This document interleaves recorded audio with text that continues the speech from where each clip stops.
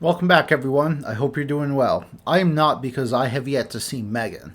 Now, it's January 5th. By the time you're watching this, I will have long seen Megan and probably have not shut up about it. But as of yet, there's still like 5 hours before my showing, so until then, my life is incomplete. Welcome to my first ever haul video for this channel. I got quite a few books over the holidays. Some were gifts, some I bought on my own. Let's show them off and talk about them a little bit. Woo! Stephen King and Owen King present Sleeping Beauties. This was a gift. It's not a book that I've particularly been interested in very much, because I have heard that it's probably one of King's weaker ones. Of course, teaming up with his least successful son. This, is a pretty sizable book. The premise seems kind of interesting, but again, I haven't heard so many great things about it. That being said, I'll never turn down another King book. I'm excited to eventually check it out and see maybe it'll surprise me. We got the second and third books in the Poppy War series. Of course, if you watched my last video, I will be reading these this year, and I am quite excited because I've heard fantastic things about this one. Tomorrow and tomorrow and tomorrow, this is a book we'll be reading with book club very soon, and this is a pretty striking cover. It seems to be a romance, kind of platonic romance, maybe. About two people who become game designers, which is pretty cool. I, of course, studied game design in school. I've made a few little games myself. I enjoy it quite a bit. So I don't know if I'd ever read this without book club. We got a John Green quote on the back. I'm definitely not a huge fan of his books. I like the guy, not a huge fan of his works, though. But we'll see. This was quite acclaimed when it came out, although I don't know if it's particularly by my demographic. But alas, we'll see. We'll check it out. Also, Chapters had a 40% off all hardcovers over Christmas, so, We got Blue Box Volume 2. This is a manga series that I really like. I think it's cute and wholesome. It's not, like, mind-blowing, not one of the goats, but, yeah, I enjoy it quite a bit. It's really fun. Love it. We also got Finland Saga, Book 13.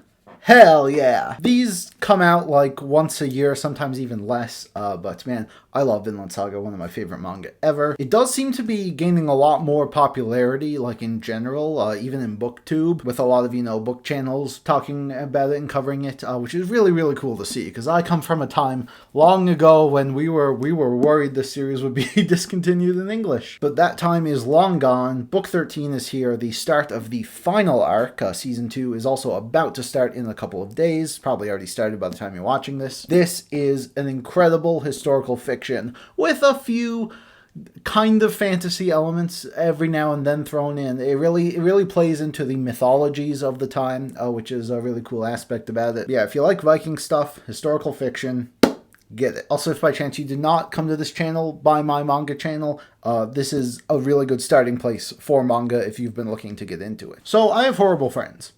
Everyone who knows me, especially my friends, know that there are 3 things in this world that I have no tolerance for. Crappy movie editions of books, inconsistent editions of books, that don't line up on the shelf, and the Kenneth Branagh Agatha Christie films.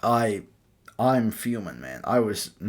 Listen, I have not read any Agatha Christie. I'm sure these books are probably delightful. I mean, she's one of the most popular authors in existence of all time. But man, oh man, his stupid mustache. But yeah, Murder on the Orient Express, Death on the Nile.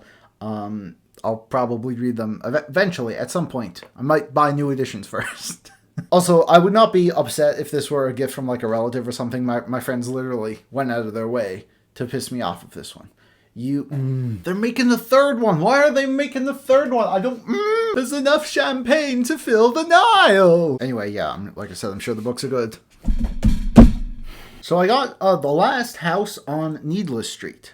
This was actually a recommendation that I first heard about from the user Jessica Delgado, who left a comment on my last video. And now here's the thing, this is not a promise that every random book you guys recommend me will be something I buy and read. However, this one in particular, I looked into it and it seemed awesome. Now, I don't really know much about it. I was told to go into it blind. The synopsis is very vague, but it has a lot of accolades on this one. Holy crap. It's just full of quotes from publications and authors. Like, they're so, like, geez, this seems like the real deal here. And it's pretty short, too. So, yeah, definitely something I'm interested in checking out. So, yeah, if you want to recommend me things, like, I can't guarantee I'll read everything you say, but I will check them out. And, you know, if they are short, if they're really interesting, they will fall onto my radar. So, yeah, thank you for this one. Hopefully I like it. Some big boys here. We got The Name of the Wind, the 10th anniversary hardcover edition. Ooh, this thing is pretty. It's the first book in the King... What the heck? Why does this man follow me everywhere I go? What is with this guy? No one writes about music like Pat Rothfuss. The way it sneaks into your very soul. The way it feeds you like nothing else. Sorry about that. The Kingkiller Chronicle. A very, very popular fantasy series. Probably one of the most, like, acclaimed of the past decade. Will it ever be finished with its final book? I don't know. Who knows? I'm not, like, in a huge rush to read this one. But I'm sure I will love it when I do eventually. And I do really like this 10th anniversary edition. I really like this cover as compared to, you know, the normal one they sell. I don't really dig that one. But yeah, and this is overall just a really nice collector's edition that I think is pretty cool. And I'm excited. Woo. In the same vein, we got the Leviathan Wakes 10th anniversary edition. I know a bit more about this one than I do Kingkiller because I did watch the first season of The Expanse. And I really enjoyed it. It was super cool. It was like part political thriller space opera, but also part like mystery crime series. And that season only covered the first half of this book. And of course, this is a very, very popular and significant sci-fi series, and it is something I'm very interested in reading. I don't know if I'll get around to it this year, because I didn't mention it in my last video, but it's definitely something I want to read, and I'm excited for it. And yeah, here we have just another really, really sick 10th anniversary edition. I love the cover art. The book underneath the dust cover also looks really cool. I think the pink pages are a bit overkill. They're a bit too bright for my taste, but it is really sick, and I am excited for this one and excited to own it. So here we go. Here's them all. A bunch of stuff I'm excited to read in the future. Some stuff I'll be reading pretty soon. I don't know how frequent videos like this will be. I'll probably wait until, you know, I amass enough to show off for a video. But yeah, that'll do it for this one. So thank you all so much for watching. You can let me know in the comments down below some of the books that you got over Christmas, some stuff you're looking forward to reading. And I, of course, am always open to more recommendations. And I will see you in the next video, which might be Mistborn, might be something else. It'll all come out eventually. Woo! Now I have a movie to catch, baby.